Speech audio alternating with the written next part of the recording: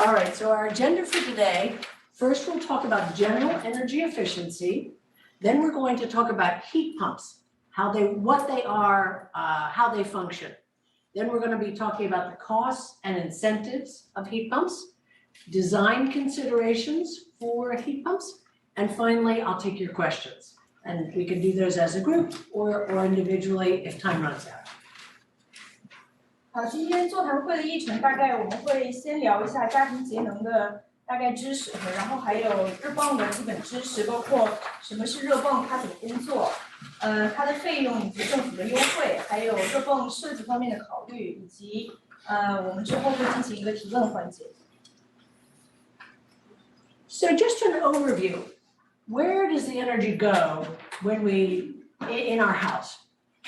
The biggest part is for heating and cooling.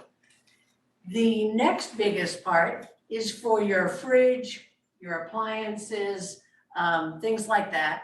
And finally, don't forget the big slice that goes to your water heating. So we're going to talk primarily about your heating today, a little bit about your water heating. And I'm actually not going to talk about the fridge and other things like that. 那么家庭能源消耗的主要方面呢？首先是取暖和制冷，占60%的消耗。其次是电冰箱和其他的电器和照明，占20%。同时也不要忘记热水的这个加热也消耗了很多的家庭能源，大概占16%。So the first way to save money is just some basic do-it-yourself DIY tasks. For instance, replacing the air filter. If you have a furnace, you can do this on a monthly basis. That's a very wise thing to do, and it's an easy thing to do. The second is adjusting the temperature on your hot water tank. There's a scale between hot and warm, and you can find what works for your house in the middle and not make it too hot so that you're wasting energy. Next is sealing your ductwork. If you have ductwork like this, and you can actually paint all the seams to make them airtight with mastic. Very simple task. If your ductwork is exposed, you can do that. Likewise, you can insulate any exposed ductwork once you've sealed the joints. And lastly, sealing around basement doors and windows. This is very important. If you feel a draft in your basement, you can definitely save money by finding where those drafts are coming in and sealing them up. And finally, insulating your hot water pipes.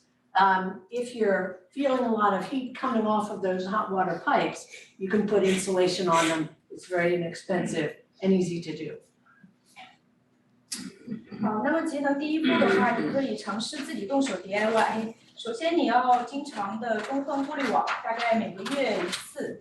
然后的话，就注意调整热水器的加热温度。这个阀围上面会有一个尺度，我希望就是调整的时候不要把水的温度调过热，这样会浪费很多能源。再有的话就是注意通风管道的密封，这个也可以自己动手来 DIY， 比方说用胶泥去密封那个漏风的地方。还有注意地下室的门窗，如果有漏风的地方，自己可以注意修补。那么再有的话就是热水管线，你可以自己尝试去用保温层把它保暖。Right, now onto the hot water, which I pointed out is about 15% of your energy use. To save money on your hot water and extend the life of your hot water tank, if you have a standalone water tank, you can learn how to flush that tank, flush the sediment out of that tank on an annual basis. You'll need to use the internet to get the instructions on how to do that. Second, if you need to buy a new water storage tank, get one that is Energy Star rated and that has 2 anode rods, not just one. The second anode rod will make your tank last much longer and it's well worth the extra cost. If you have a boiler, that is, you have a hot water or a steam heating system with a boiler, you can get an indirect hot water tank. This is what's pictured here, where there are actual pipes that connect the boiler and the water tank. And this is a much more efficient way of providing for your hot showers and your dishwasher, et cetera, compared to a standalone tank if you have a boiler.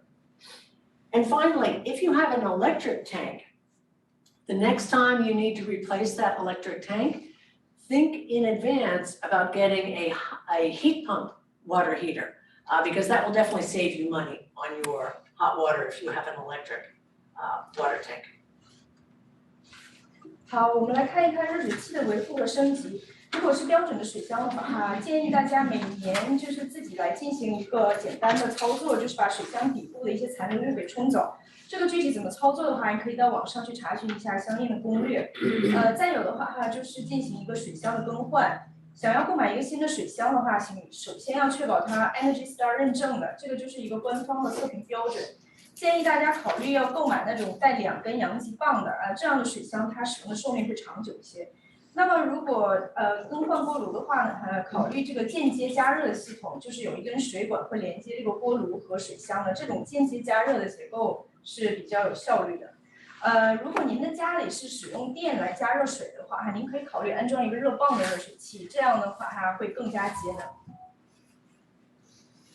All right, moving on to even bigger steps on your house. This you'll definitely need professional help to do. The first thing is to make sure you have enough insulation and that all the air leaks in your house have been stopped up. You can start by calling Mass Save or your municipal power company to request a home energy assessment. And by adding insulation and closing up those air leaks, you'll be able to reduce the amount of heat that you need to pay for. A big house that has no insulation is going to need a much bigger heating system, and that heating system will be much more costly than a big house with a really good insulation level. Next, if you're having to re-roof your house, this is also a good time to consider adding more insulation to your roof. Or if you're having to re-side your home, you can also add insulation when you're re-siding your home. If you have a house that's very well insulated and very tight, it has very little air leaks, you might consider getting a heat recovery ventilation system. That's a little more complicated and you'll need to get more follow-up information on that. If your heating system is very old, you might want to consider upgrading to a more efficient heating system. And that's what we'll talk about for the rest of this presentation. 好，那接下来的话，讨论一下更加重要的一些保暖层安装，还有其他的步骤。这个保暖层的密封的话呢，您可以打电话给麻州节能计划 Massive， 或者您当地的市政的供电部来预约一个家庭能源使用情况的评估。安装保暖层和做好这些门窗的密封呢，可以帮助您的家庭节省很多供暖方面的花销。尽可能的安装足够多的保暖，因为一个保暖状况很好的房子会比一个保温情况差的房子呢，会多出很多的供暖花销。如果你的房子刚好需要更换新的屋顶这个是一个很好的时机，可以考虑安装那个太阳能。如果您的房子刚好需要重铺外墙的话，也一样，请考虑安装更多的保暖棉，就是在这个过程当中。如果房子保暖做好，然后没有漏风的情况，您可以考虑安装一个全热交换机的系统。如果家里面的供暖设备老化的话呢，就考虑安装更高效率的供暖设备。Okay, so if you are facing a heating replacement, or if you are planning to upgrade your heating system, planning ahead will save you money. If your heating system breaks in the middle of the winter, you will likely need to take whatever new equipment is quickest to install. That might not be the most efficient, and it might be more expensive than if you had planned ahead. So ask Mass Save to test the efficiency of your heating equipment when they come to do your home energy assessment, or ask the person who normally cleans your heating equipment. If they say that your combustion efficiency is 80% or less, then you will likely save money by replacing it sooner than later. Use the Mass Save system to find your heating system installers and get 3 different companies to give you quotes for your new heating equipment. That way you can compare the costs and compare the services that they offer. Now, if you are replacing an oil system, a propane system, or a oil or a gas heating system, think about whether an electric heat pump would make sense for you. And the rest of this presentation will be all about heat pumps.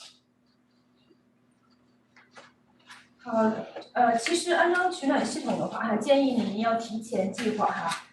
因为如果您目前的供暖设备已经有点老旧的话呢，在冬季很冷的情况下，供暖设施如果突然出现故障，就需要尽快安排一个最早能够安排到的供暖设备。如果是这样的情况，那可能不是最有效而且最划算的选择。所以您可以考虑呢，在 Must Save 就马州节能计划安排的专员来家里面做能源评估的时候。或者是您的技术人员到家里做供暖设备年检的时候，来询问他们一下关于供暖系统的效率。如果他们提供数据说燃烧效率低于80%的话，那您就需要考虑更换一下家里的这个供暖设备。您可以到 Massive 的网站上查询这个供暖设备厂商的名单，尽量去获取3个或以上的厂商名单，让他们来报价。可以考虑呢，把现在您家里面所有的这个燃料供暖系统换成热泵系统，因为这样不仅可以取暖，还可以在夏季提供制冷。So why are we spending so much time talking about heat pumps? And global warming is the answer to that question. Because climate change is affecting every part of our lives, more and more states are offering big rebates to move your heating from a fossil fuel system to an electric system. The heat pumps are 2 to 3 times more efficient than electric baseboard heating. So when you've heard, oh, electric heat is too expensive, that's why heat pumps are such a big breakthrough, because they're so much more efficient than electric baseboard. And as this graph shows, the greenhouse gas, GHG, emissions from heat pumps are much less than those from fossil fuel systems. This is electric baseboard, oil, propane, natural gas, air source heat pump, ground source heat pump. This is wood heating, like if you had a central pellet stove in your basement, creating hot air. So already the greenhouse gas emissions are way less with the heat pump than they are with any of the other heating sources. And when you go to the next slide, you'll see that eventually could you forward the slide? Okay, thank you. Next, yeah. Oh, sorry. Yeah. You go ahead and translate. Okay. Yeah, sorry. 那么这个图表示的是当前的这个电力网情况下温室气体的排放量哈。那我们可以看到哈，就是不同的取暖系统，它这个排放的二氧化碳的公吨数是不同的哈。因为这个全球变暖的问题正在影响我们日常生活的很多方面，所以许多的州政府会要求采取一些节能的行动或者是采用一些更可再生的能源。那热泵它的供暖效率极高，它的这个效率是电暖器取暖的2到3倍，而且它不需要使用化石的燃料，所以呢，你通过使用热泵可以节省很多的这个温室气体的排放。Great. So you know that there are laws that require our utilities to give us greener and greener electricity every year. That's a law. The utilities are complying with it. And they're moving toward 100% clean electricity powered by wind turbines off our ports and things like that. And when we get to 100%, our our heating systems using heat pumps will be creating no greenhouse gas emissions, whereas the oil, propane, and gas systems will continue to be producing high greenhouse gas emissions when we heat our homes. So that's why there are big incentives for the heat pumps, because it's the only way we can stop polluting the globe with our heating emissions. So we have to eventually get everybody to use heat pumps of some sort. And you can actually get 100% clean electricity now through one of the programs that offers that, a lot of the municipal aggregation programs, for instance, the city of Boston offers a 100% clean electricity option right now that's even less expensive than the utility option. And there are programs like the one that run by my organization, Green Energy Consumers Alliance, that offers 100% clean electricity now. So there are people who are heating their homes right now, creating no greenhouse gas emissions.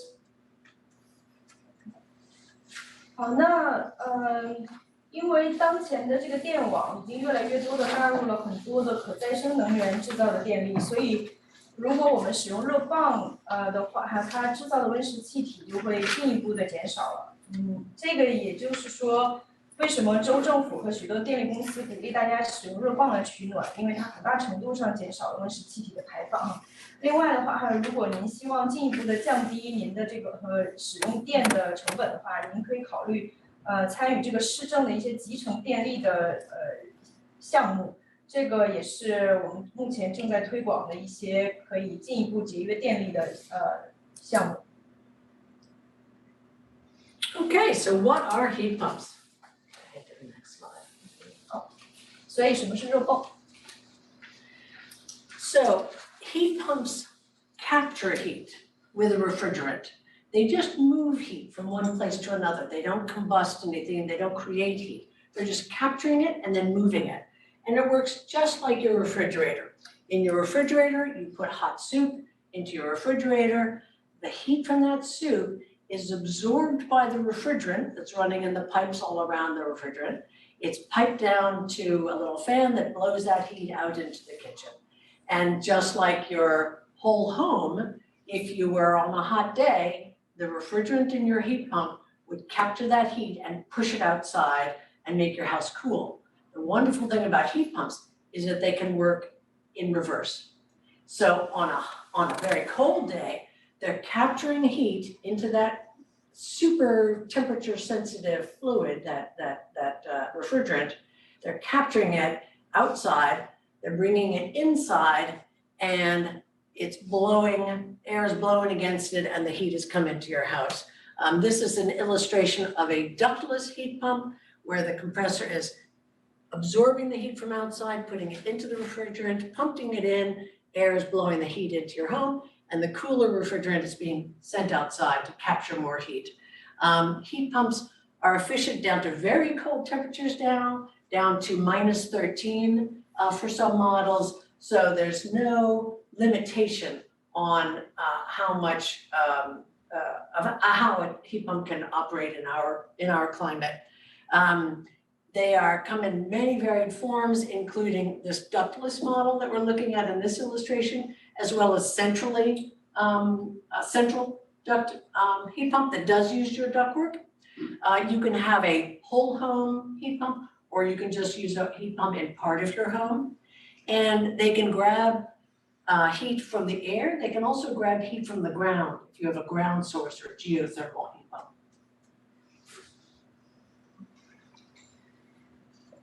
我们可以来看一下热泵的这个工作原理，了解一下它是怎么工作的。热泵是通过制冷剂来获取热量的，它这个原理是类似于冰箱的原理，但是它可以反向的运作。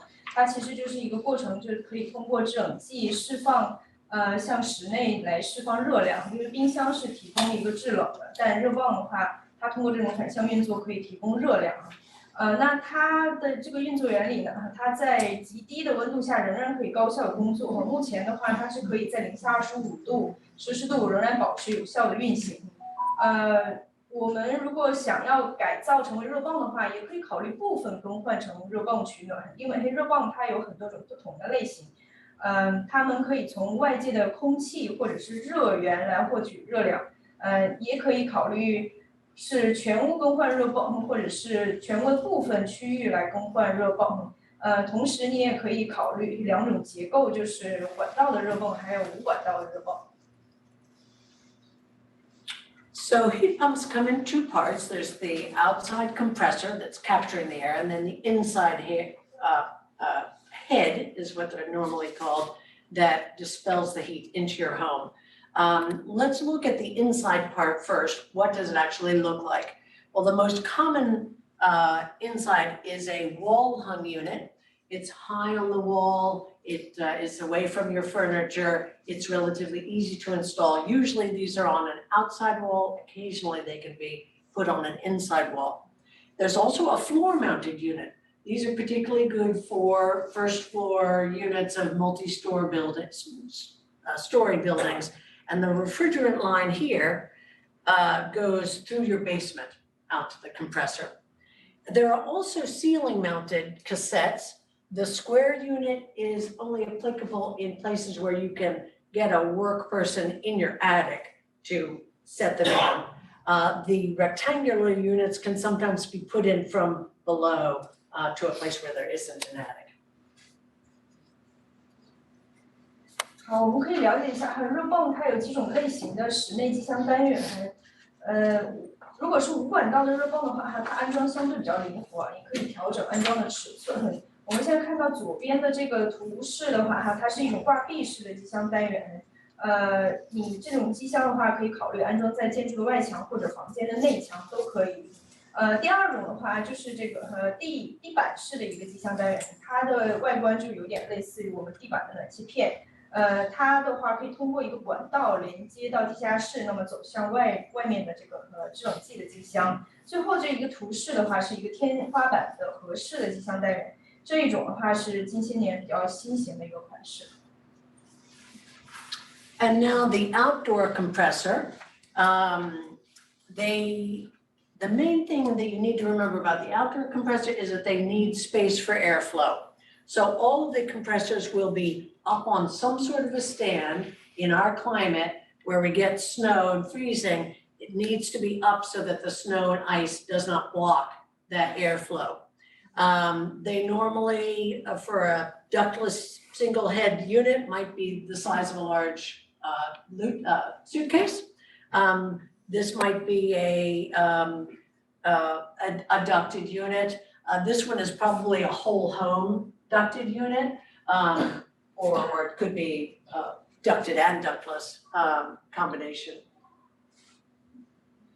现在您看到的这个是空调的外机型哈，它的这个安装的话还要注意，它的室外这个压缩机是需要有自由流通的空气，所以它需要安装在自由流通空气的地方。那冬季的话需要注意一点是，机箱的话它需要空气的流通，所以你不能够让它进入到这个结冰的冰面，所以会安装一个比较高于地面的平台，让它离开可能会结冰的这个水面。那右侧的这个图是相对比较小型号的机箱，左边的这个是比较大一些的机箱，它应该可以容纳整个房子的这个热泵的工作负荷。So now let's look at costs and incentive. How much do these things cost, and what incentives are available? 现在我们来谈一下这个安装的费用和政府的奖励措施。So I'm going to break down the costs into two parts. One is your upfront installation costs, what your first year costs are, and then later I'll talk about your operating costs. So first on the installation costs. Now, all of these numbers are just very rough ballparks. You need to have somebody come to your home to give you actual bids to know what the cost will be in your house. But these are average for Massachusetts. A single head ductless system might cost as little as $6,000. A centrally ducted system, we're talking about a whole home system that uses the ductwork, $15,000 to $25,000. It could be considerably more if you have a large house or if your house is not well insulated. And you will need a 200 amp electrical service, unless you have a very small house, you might be able to get away with less. But that's potentially another cost to consider. Now, when thinking about the cost, you can think about this as, oh, I have an old fossil fuel heating system and I have no air conditioning, but I'd like to have air conditioning and I need to replace my fossil fuel heating. So getting a heat pump would be roughly equivalent to the cost of replacing your heating system and adding air conditioning. 那么安装费用这一部分的讨论，我们会分成两部分。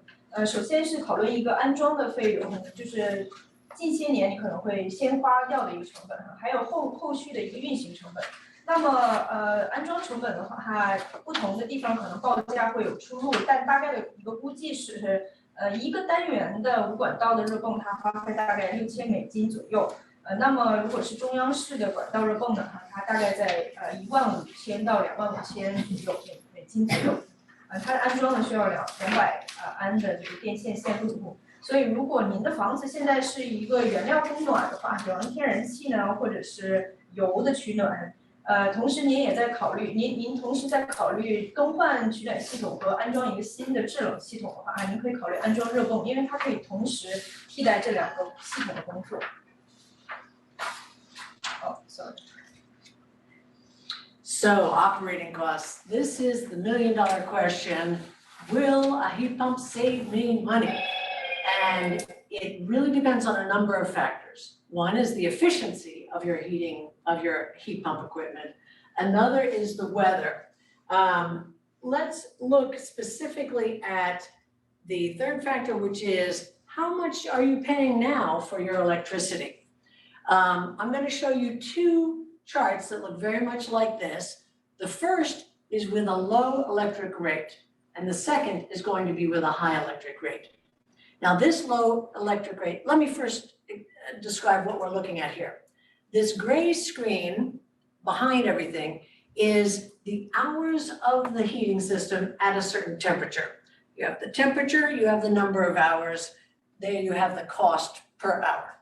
So we spend most of the hours of the heating system in the 32 to 60 degree range. That's about 70% of the winter. About 30% of the winter, it's colder. And that's important because heat pumps are most efficiently operating in this warmer temperature. Their efficiency declines as it gets colder. These colored lines show different types of heating fuel. Here we have propane in purple, oil in black, natural gas in blue, air source heat pump in light green, and ground source heat pump in orange. And at a very low electric rate, this is 27 cents per kilowatt hour, that's supply plus delivery combined. This is the City of Boston Municipal Aggregation 100% green current rate. And at that low electric rate, the air source heat pump is the least expensive option, all the way to 39 degrees. They are less expensive than natural gas, all the way to about 29 degrees.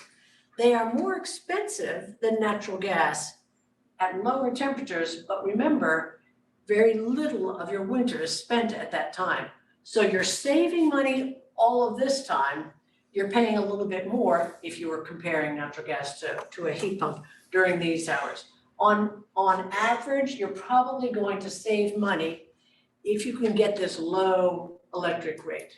Now, I'll let Quincy do the translation of this before we proceed. Good. 好，我们看一下这个我们现在考虑这个电的运行，这个热泵的运行成本的话呢，我们需要综合考虑一下这个用电的成本的这个因素。我们看到这个图表的话，现在是我们可以看到32华氏摄氏度以上的天气是占到70%的天数，所以只有30%的时候，这个气候是比较偏冷的那么这个我们可以留意一下，这个绿色的线是代表这个空气源热泵的取暖成本，然后橙色的线呢，它是代表一个地源热泵的成本。在这个图表的电费之下呢，这个是一个比较低的电费，它现在的这张图表所显示的价格是27美分的千瓦时，这个是一个波士顿的居民在这个叫做市政统一购买清洁能源电力的情况下的电费价格。在这个比较低的电费情况下呢，热泵它的取暖是节省花费的，因为如果你使用热泵，即便是在极度寒冷的天气下，你需要开启一些其他的备份的供暖系统，因为那些天数是极少的，我们可以从这个图上面来看到那些天数的时长是很少的。所以综合考量下来，你整年的花费还是采取热泵是很节省成本。So here's the sad news. When you have a high electric rate and low gas rates, heat pumps are going to be more expensive to operate than a gas system. And it pains me to say this, but this is the current rate for National Grid, 49 cents per kilowatt hour, supply and delivery combined. And this is the gas, nothing else in this chart has changed except for this number, the electric rate. Here's your gas line, but your heat pump has grown to be much more expensive. So as much as I know we all need to move to heat pump, this winter, it's a very expensive proposition. We do suggest that you can lower your electric rate by going to a municipal aggregation. And I understand that Quincy has a proposal before the Department of Public Utilities to create a municipal aggregation that may control your costs. And another way to lower your electric rate is to install solar panels, if you can, on your own property, or to sign on to a community solar program. And we recommend, there's a lot of expensive solar out there, but we do recommend that you use a website called energysage.com to get really good, trustworthy bids on your solar projects and on your community solar as well. 那么在这张图表里面，我们之后比较一个不是很好的消息，就看到说今年冬天的话，它这是 National Grid 目前的一个电价它是已经涨到49美分每千瓦时了。那在这种电费的情况下呢，我们可以看到这个绿色和橙色的线它升高了，那就表明使用热泵它取暖的话，它成本就要高于这个天然气的供暖了。但是呢我们其实可以考虑有一些方式，还是可以降低一下这个成本。其中一种方式是通过这个市政的集合购买，就上一页里面也提到这个方式。那好消息是，昆西目前的话已经提交了这个申请，是想要成立这个集合购买的项目，我希望可以得到好消息。另外的话，您也可以考虑安装太阳能板。如果是使用太阳能板的话，我们推荐您去到这个 energysage.com 上来查询不同太阳能板安装方案。Great, so let's move on to talking about the incentives that will lower the cost of your first year cost, your installation cost. The first is the Mass Save rebate. All of you who have National Grid for your electricity will be able to qualify for the Mass Save incentives. Now, if you completely replace a gas, propane, or electric resistance heating system with a heat pump, you can get a $10,000 rebate from Mass Save. So this will go a long way to covering your installation costs.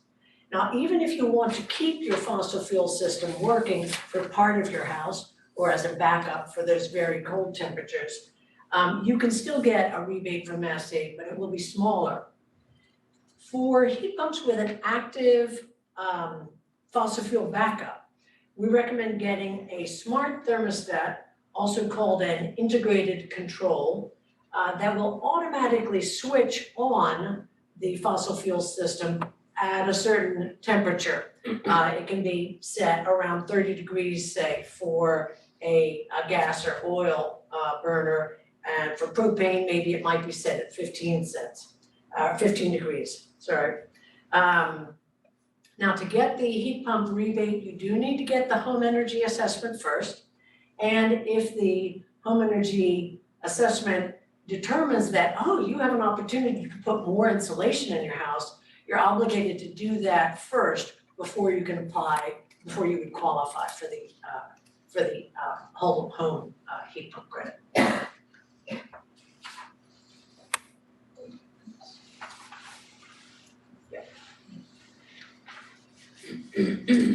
所以这个麻州的这个节能计划 Save 呢，它提供如果安装热泵的话，它提供一个补贴项目。如果您家里安装热泵的话啊，无论考虑多大的功率的设备，每一家都可以获得$10,000的这个补贴。您可以考虑更换这个热泵来取代现有的这个取暖系统100%的取代，或者是说你也可以考虑部分取代。如果部分取代的话哈，可能会获得稍低一些程度的补贴。如果说您是部分更换的话呢哈，同时还保留另外一个这样备份的一个供暖设备的话哈，您可以考虑安装一种恒温器，叫做智能恒温器。可以设定一个温度啊，它固定的温度，它会从热泵的供暖就自动更换成为燃料供暖的温度，或者如果天气很低的情况下的话，一般的话，如果是天然气或者油的供暖呢，这个温度大概在华氏30度，丙烷的话大概华氏15度。那么如果您想获得马州节能计划这个补贴呢，首先您需要进行一个能源的使用情况评估，这是免费的。然后的话，就来进行一个保暖的改造，就这方面都可以帮您降低这个供暖的这个开销。So that's the state rebate. You may have also heard that the federal government passed the Inflation Reduction Act, and that has significant funds for home energy improvements. The Inflation Reduction Act has set aside a big chunk of that money to be allocated as tax credits. So if you would normally pay a tax, you can install a heat pump and claim up to $2,000 credit on your tax because you installed that heat pump. You can also get credits for other energy efficiency measures such as a heat pump water heater or upgrading your insulation or your electrical wiring. And the other wonderful thing about the Inflation Reduction Act is that it allows you now to take an energy efficiency credit every year for a new energy efficiency measure. So you could get a tax credit 1 year for your heating system replacement, the next year for your water heater replacement, the third year for insulation, etc. You wouldn't want to do them in that order, but you get the point that you could now do something every year for the next 10 years and claim a significant tax credit for it. 所以联邦政府的这个我们都知道，它最近通过了这个降低通胀的法案。这个法案里面有很多的这个资金的提供呢，都是向这个节能项目来提供的这个资金。其中有一个很重要的部分就是这个抵税，这个税收抵免项目。如果您这个更换热泵，这个您可以最高获得$2,000的这个税收抵免。您可以同时也可以考虑更换热泵热水器，或者是来这个改造您的这个保暖层，这些项目呢都可以申请税收的抵免。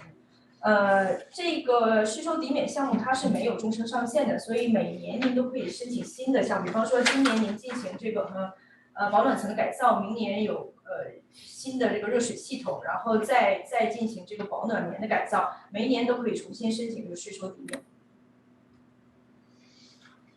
Now, in addition to the tax credit, the Inflation Reduction Act allocates funds for 2 new rebates. These are federal funds, but they're going to come to the states and be distributed by the states as a rebate. There are 2 rebate programs. The first, HOMES, the acronym is HOMES, and there is no income. One moment. No income limit for applying for the HOMES rebate. The second one is HERA, and there is an income limitation on that. I'm going to go into more details on both of those in the next slides. We recommend using this website from Rewiring America. They have an IRA, Inflation Reduction Act, calculator that will help you determine which of these programs make sense for you. Now, how to apply for these rebates has not yet been announced by the state of Massachusetts. We are still in the process, Massachusetts is in the process of determining how it's going to distribute those, and they haven't published that information. And we don't expect to hear more details about that until July or later this year. So if you are considering a heat pump, you might want to wait until July, but you could use this calculator now to find out if any of these rebates would be significant for you. If they're not significant, then yes, you could go ahead and get it right away and not have to wait. Oh, and I wanted to mention the income limit for the HERA is going to be in the Boston area about $200,000 as your gross annual household income. Wow, that's huge. That's defined as moderate income, and there's even higher rebates for low income households. I'll go into that more in the next slides. 好的，那么这个联邦的补贴项目和还有另外2部分，一个是这个叫做 Homes， 它是没有收入限制的，另外一个叫做 HERA 它是需要你是符合这个低收入的水平的家庭才可以申请。那么现在对于麻州来说还没有公布更详细的分配计划，就怎么样来执行这个补贴项目。大概的时间会到7月份才来公布这些详细的规则。所以如果您想考虑安装热泵的话，可以考虑等到7月份，或者你也可以看看我们这个提供的数据的一个大概估计，然后来考虑是不是要再进一步的等这个细则出现，还是您觉得这个数目不是很大，然后我可以 go ahead， 现在就可以去。那么这个收入的要求，对于 HERA 这个项目来说它的这个家庭收入需要在中等收入，也就是说20万美元的水准以下年收入。Okay, so a little bit more detail. First on the homes. Now remember, this is the one where there's no income limit. Anyone can apply. The size of the rebate depends on the amount of projected energy savings that your project will save. The range is from $2,000 for smaller energy savings up to $4,000 for large energy savings. And if the property is occupied by a low or moderate income household, then the amount doubles to $4,000 and $8,000. This is particularly good for multifamily houses where a lot of work needs to get done. You will need to find a contractor who can measure what your current usage is before the project, and they can project how much energy savings the project will save you, because that projected savings is what's going to determine the size of the rebates. Again, we don't know exactly when these funds will be available, how you'll be able to apply, and what the qualifications will be. So stay tuned.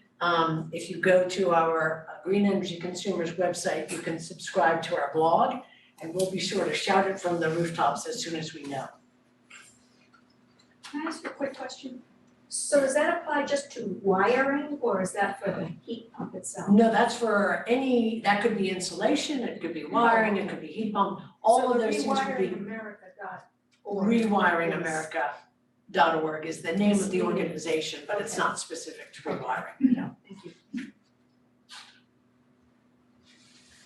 好，那么这个Home 项目的详细的规则目前是由各州来执行详细的补贴规则的目前的话最高的是可以获得达到这个项目成本的50%，就你获得的补贴额不能够超过你总成本的50%。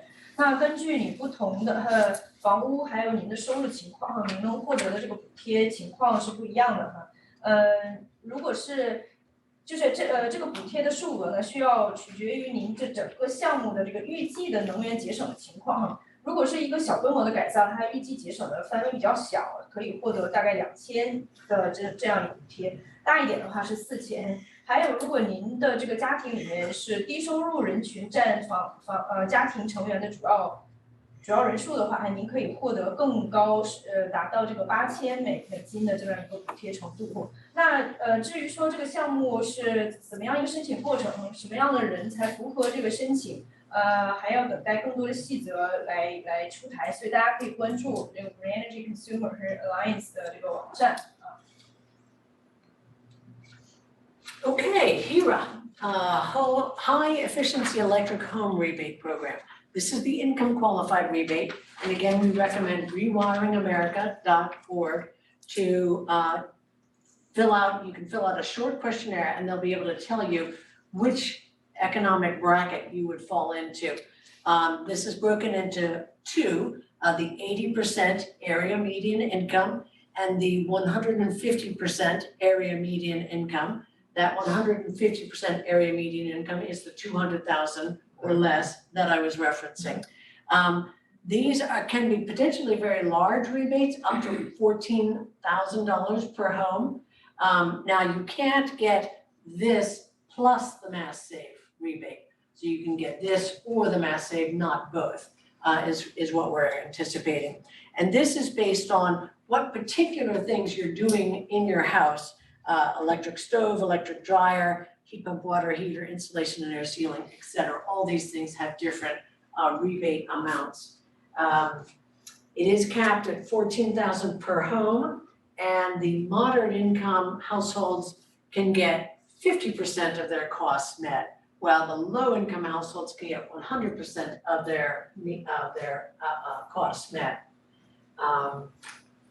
There was a question here, yeah. Yeah, if I cannot get the Mass Save rebate, so I can actually apply for this rebate. Yes, and you were the person who didn't have National Grid. I'm from Braintree. Yes. Yeah. From Braintree? Yeah, Braintree has its own incentives as well. yeah, but if I do not apply for the Braintree one, can I get this? Yes, exactly, yeah. It's I think going to be an either or with Braintree as well. 好，那么就是像我们前一页提到的这个 HERA 这个补贴的话，它是有这个收入的限制的。那么如果您的这个收入是在本地区的中位收入水平以下的话，您可以享受到100%的这个补贴，最高的100%。如果您的收入是低于这个地域区中位收入150%的话呢，您可以这个享受最高达到就总成本的50%的这样一个补贴。这个补贴项 HERA 这个补贴项目呢，它的总额是上限是一个14000美金的补贴。我们同样建议您到这个 Rewiring American 的这个网站上面去了解更详细的信息。而且需要注意的一点是，这个补贴项目它不可以和 Mass Save 的这个补贴叠加，所以要么您就申请 Mass Save， 要么就申请 HERA。另外还有一点就是说，每一项电器的这个改造或者购买的话，它都有单独的这个补贴项目，所以可以就是关注我们的这个 slides， 然后了解详细的数目。Okay, we're down to the last section for questions, design considerations. 日泵的这个设计系统设计方案选择。So, think about your home and think about, do you have ductwork or do you have a hot air system or do you have a hot water or steam system? A home that has ductwork, so you have grates in the floor where your hot air comes out during the winter, we call that a furnace, not a boiler. And that hot air ductwork can be relatively easily repurposed for distributing heat from a heat pump. So that's a great sign if you have ductwork already. It's relatively easy to get a fully ducted home heat pump system. If you don't have grates in your floor where your heat comes from, but you have central air conditioning, that central air conditioning is another form of ductwork. And that can also possibly be repurposed for a heat pump. Definitely, if you have a central air system and it needs to be replaced, you should very, very seriously consider replacing it with a high efficiency cold climate heat pump so that you can start getting some of your heat from that same piece of equipment when you need to replace it. And of course, you'd be getting your air conditioning from that as well. 我们在考虑安装热泵的时候，可以首先来看一下我们家里目前的这个管道系统是什么样的结构。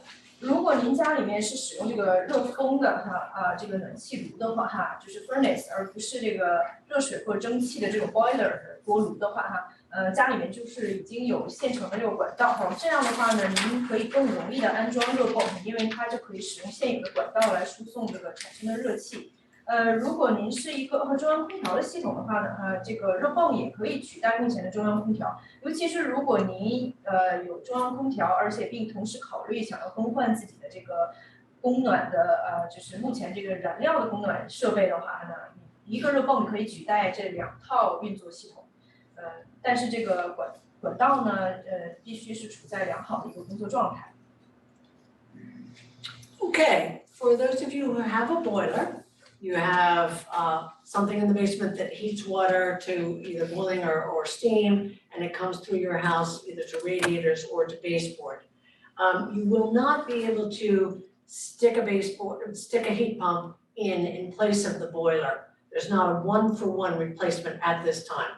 They are doing that now in Netherlands with some new equipment. It will soon be in the UK, but it's going to be several years before they're widely available in the US. So at this point, you need to think about a ductless or mini ducted system if you need to replace that boiler and you want to move to a heat pump. This can be a good solution. Many people have already done that, switched from a boiler to a ductless or mini ducted heat pump system, and they find them very comfortable.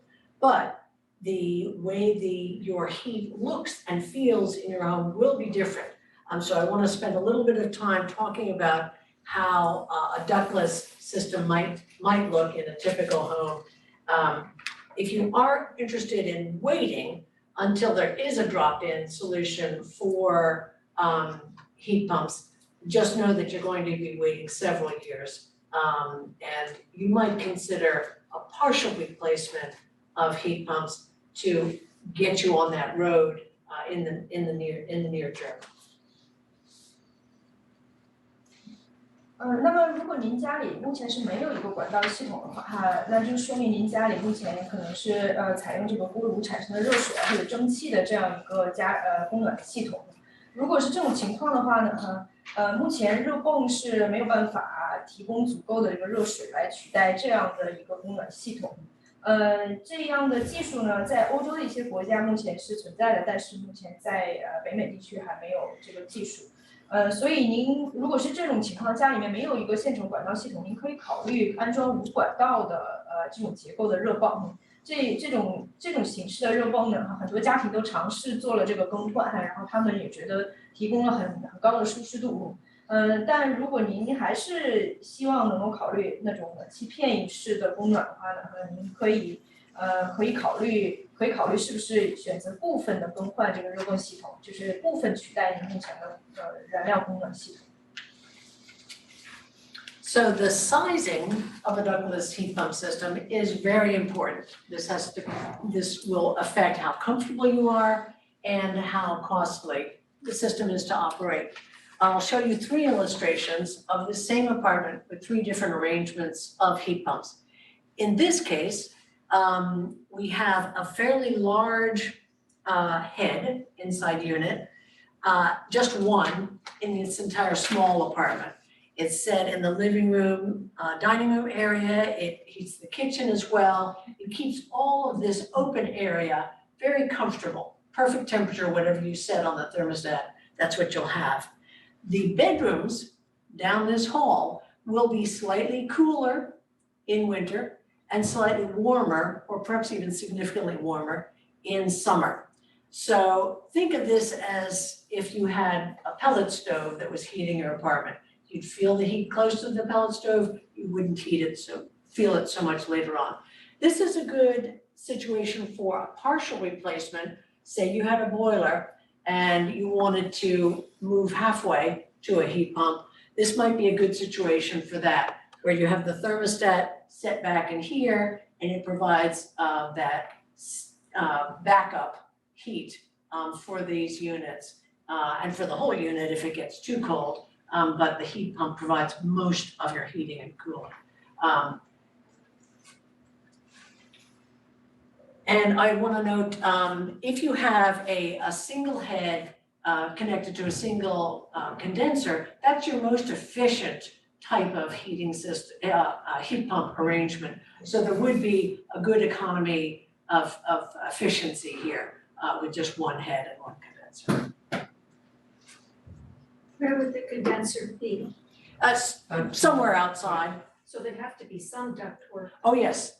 Well, there's not, it's just a refrigerant line. It goes usually on the outside of the house. And Okay. it's just a small wrap around to where the unit comes in best.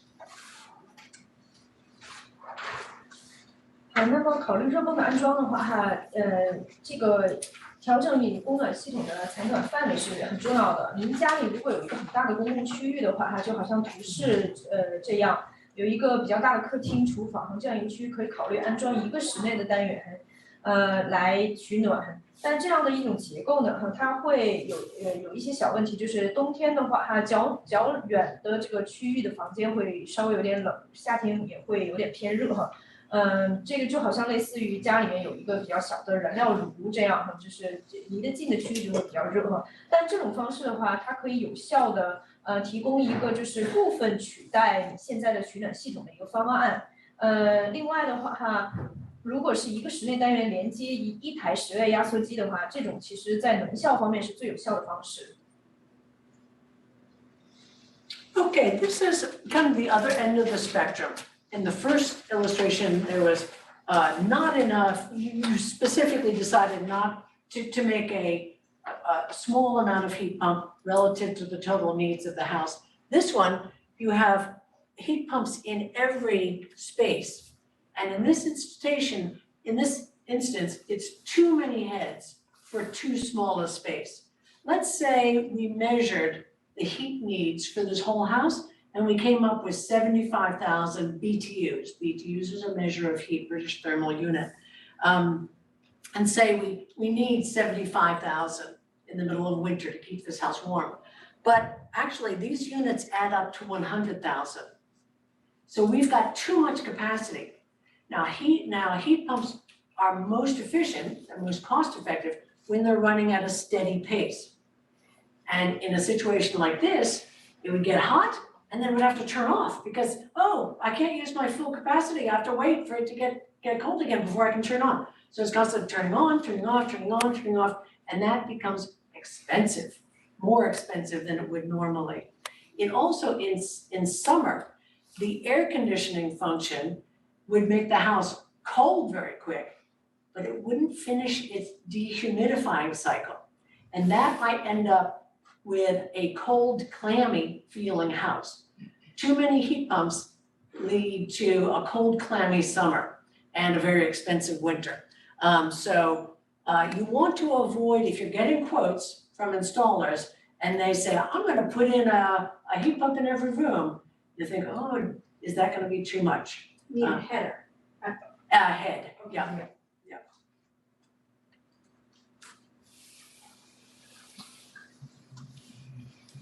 那么这张图的结构的话，我们可以看到是一个情况，是在很小的区域安装了过多的这个室内机箱的单元。这样一个情况的话，假设说我们整个区域它需要的一个供暖或者制冷负荷是75000 BTU 的话，这样一个过多的室内单元设计可能会让它的整体负荷达到一个10万 BTU 的一个水平。那如果每一个房间的这个热泵都充分运作的话，它有些时候就会使这个房间过热。这种情况下的话，我们就要停掉这个热泵的运作。如果这样反复的运行停掉的话，这是一个非常不高效的一种运作方式。所以如果说在安装的时候，有技术人员向您建议提供过多安装的这个室内单元的这样一种方案，您就要详细的考虑一下，是不是避免这种情况。Great, so for a small apartment like this, the perfect mix might be a ductless unit along with a mini ducted unit. So this is one of those little ceiling sets that I showed you early on, and this illustrates small ductwork runs to registers in the ceiling of both of these bedrooms.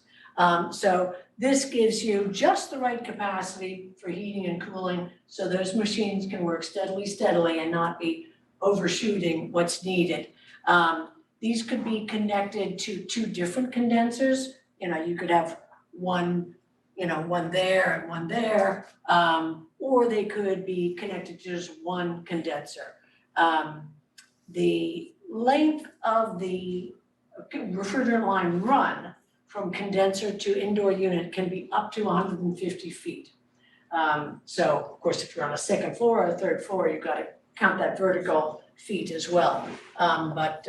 Yeah, that's the mini ducted units are particularly useful in this type of situation where you have small adjacent bedrooms or offices or bathrooms.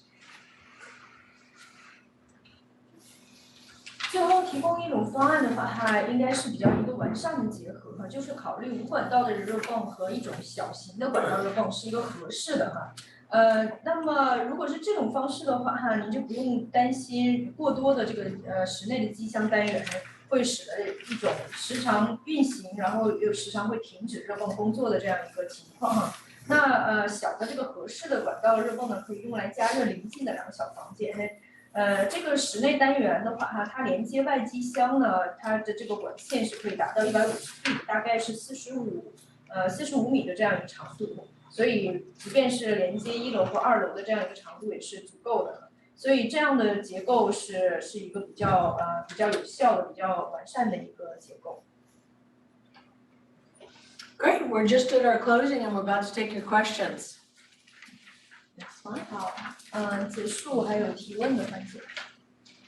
So just to wrap up, I wanted to recap Green Energy Consumers Alliance. We are a nonprofit. We welcome your donations. 我们那个绿色消费者联盟协会呢，我们是一个非营利组织，我们接受您的捐款。You want me to? Next. Next. And we have, Can we get the PowerPoint? yes, we will be sending out the PowerPoint to anybody who wants it, anybody who's registered online. And if you want to get it, you have, we can get people's or emails here. Let's talk to the library to see whether we can put it on the library event calendar, which you see the program description. People will access it that way. Upload on Yeah. YouTube or something. Or you We can can definitely make it available to you. Yes. Yeah, Okay. yeah. If you like this webinar, we have more coming up. Our next heat pump webinar is Tuesday, March 14th at noon. We have electric vehicle webinars frequently. The next one is April 4th at noon. You can always register for our events at greenenergyconsumers.org/events. And you can find our recorded webinars on YouTube. Just search for Green Energy Consumers Alliance. 希望大家可以关注我们接下来的这个讲座活动。4月4号中午还有一个这个电动汽车的讲座，3月14号的话还有另外一场专门讲解这个热泵这个一些详细细则的一个讲座可以在我们的绿色消费者联盟协会的网站上面查询。如果您对这个我们的 slides 或者其他的这些信息感兴趣的话我们这个 slides 可以放到这个我们的 Quincy Resources 的这个网站上面，还有I believe it can be put on Green Energy Consumer 对绿色消费者联盟协会的网站上也会放今天的这个 PowerPoint， 所以大家可以去下载。This is so thank you for coming today, and we also have 3 other organizations joining us with the tabling with their info. Quality, we are the non-for-profit organization here in Quincy, and our mission is to foster and improve the social culture, economic and civic lives of immigrants and their families. So we have adult education program, youth development program, and community family service programs. So feel free to stop by our info table to learn more about us. We also have office of we also have our Quincy office of healthy homes joining us, and they have wonderful program helping families with a rebate program. They provide up to 25,000 grants for property owners for the removal of lead-based paint hazard in their home. So you can also stop by the table and learn more about that. We also have Nico joining us today. They have a table at the back of the room helping any person today who is interested in signing up for a free home energy assessment.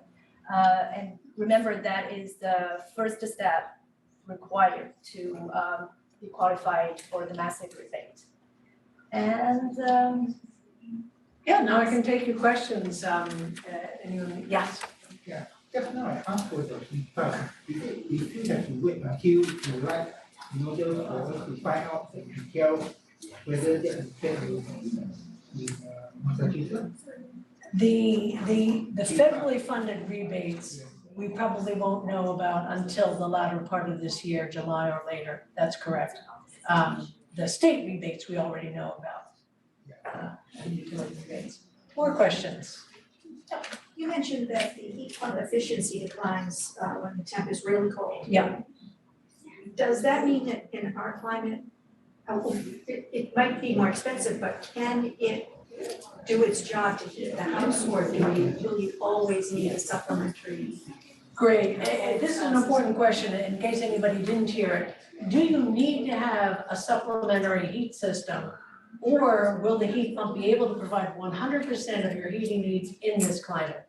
And these ones that go down to -13, the heat pumps that are designed to work productively down to -13, you could completely rely on them for 100% of your heating needs. We have numerous people who've told us, I've switched over to heat pumps, I don't use any other backup system in my house. The state of Massachusetts has for many years now been incentivizing people to completely get rid of their fossil fuel systems. And so that is a proven capability. So there are different models with different capabilities. There are different models with different capabilities, that's right. What if there's a blackout, what happens? In a blackout, no heating system is going to function because they all use electricity to spark whatever function they're having. Well, and a very old-fashioned heating system, you could light the pilot light yourself, but none of the new systems, they all have an electronic sparker. So you're gonna be out of luck with anything but yes, obviously, an electric heat pump would not work, yeah. In that, if people are concerned about blackouts, we recommend something like a wood stove, have a wood stove in your house as a backup. How about generator? Can you use a generator? Sorry, Generator to. a generator, yes, you can use a generator to operate your heat pump, yes. Would the program cover costs if you got a generator to supplement the system benefit? I don't know what the rebates are for generators. There's not, There's not a rebate for generators. but the tax credit, the federal tax credit does provide a tax credit for people who want to put in a battery backup. So another alternative is to get a battery, a large, house-sized battery, like a suitcase, that would store electricity from the grid or from your own solar panels, if you had solar panels. It would keep that on storage, and when you had a blackout, if you had the appropriate wiring, you could draw from that battery to power your heat pump system.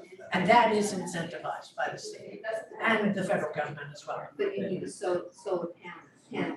No, you can fill that battery with just electricity coming from the grid as well.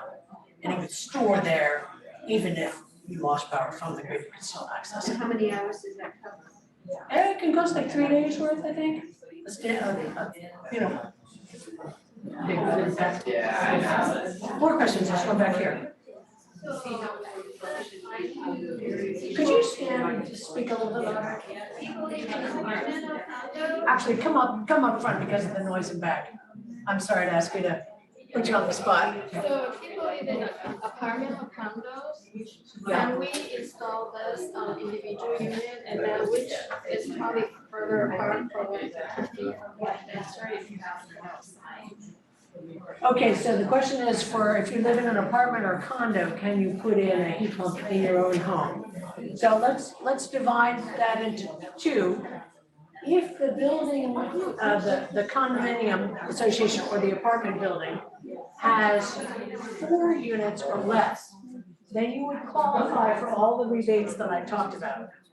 If your condominium or apartment building has 5 units or more, you have to go through your building manager or your condo association board in order to qualify for any of the rebates. But yes, you can put in a heat pump in your single apartment or condominium. You don't need to do all of the units at once. Now, the location of the condenser becomes a little more complicated in a condominium association. You can put them on your own porch You can put the condenser on the front porch. You can attach them to the wall of the building. But most often, they're in the yard, in a place that's a common area, and you need to speak with your condominium association or your apartment manager to locate that condenser outdoors. Do the condensers melt the snow in any way? Because you talked about how they can't be covered by snow or ice. But we had, like, 2015, we had incredible amounts of snow. I was wondering. Yeah, so what happens? Like, there was areas in the yard that was like You have to shovel feet. them. You do have to So shovel you them. have to If get the- at if- that. Yep, if the snow is building up above the level of your stand, Yeah.